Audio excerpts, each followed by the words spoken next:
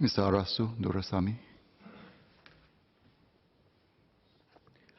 Mr. Speaker, sir, data from the Ministry of Manpower indicated that our labour force, also known as the economically active population, was 67.7% in 2017 and 2018. Given the changes that have been made to our manpower policies and resources, perhaps it is time that the Ministry conducts an in-depth study of the data and find ways to increase the labour force participation rate. If more Singaporeans are gainfully employed, we will also be able to reduce the corresponding resources needed from the government and channel it for other use. Simplistically speaking, one more Singaporean worker joining the workforce equals to the same Singaporean depending less on government resources. Sir, I will speak on two issues: retirement and re-employment, and skills upgrading and training. First, on retirement and re-employment. It is heartening that this year's budget will provide more support towards the older workers, with increased annual payouts from the Workfare Income Supplement Scheme. By topping up the special employment credit to support employers in hiring older workers and other initiatives that will help them save more for retirement. While these are helpful to older workers, the best support is ensuring that they have a good job. Many of the older workers have told us that they are not ready to retire for good. Some need to continue working as they are the sole breadwinners of their families. Some need to support their children's education in universities, and others hope to build up their family medical and retirement funds, which at 67 years old, many of them still felt was inadequate. But most importantly, many of them expressed the fact that they are still physically able, relatively healthy, and want to continue to be gainfully employed.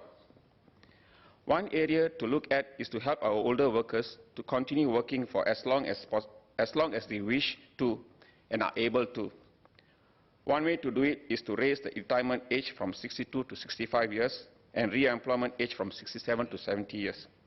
I'm glad a tripartite work group has been set up to look into this. Let's do more to help them. In fact, there are already more than 20 unionized companies who are at the forefront of this.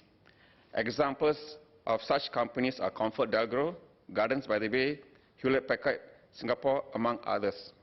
These companies have chosen to move the retirement age to 65 years and beyond, with some of them having no contractual retirement age. From time to time, the labour movement also receives appeals from workers seeking assistance to extend their re-employment contracts. And I urge the civil service and the government-linked companies to quickly take the lead. As the special employment credit is further extended to end 2020, it is perhaps timely to raise the re-employment age so that both workers and employers can benefit. The extension of retirement and re-employment age provides certainty to our workers who want to continue working and allows a longer runway for employers to plan for training and upskilling, as well as adapt to digital transformation holistically. Secondly, now I'll touch on skills upgrading and training. No worker should be left behind on our road to the development of a smart nation for Singapore. As such, I urge the Ministry of Education to look into enabling continuing education for our mature workers. Currently, companies are engaging institutes of higher learning to develop programs for their workers.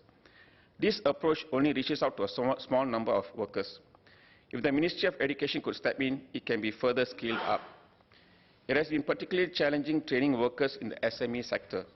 A large number of Singaporeans who work for SMEs, and due to their workforce size, many SME companies are often unable to send workers for training due to shortage of staff. At the same time, the other challenge is that SME workers are reluctant to go for training as it might affect their gross income and overtime. We have also heard feedback from workers in their mid-50s who felt that it is not necessary to go for training as their career runway is shorter and training might not provide more opportunities for career advancement. We need to change their mindset and help educate them that training and skills upgrading are necessary for them to remain relevant. In view of digital transformation and aging workforce, ensuring that both SMEs and their workers are pro-training is especially important.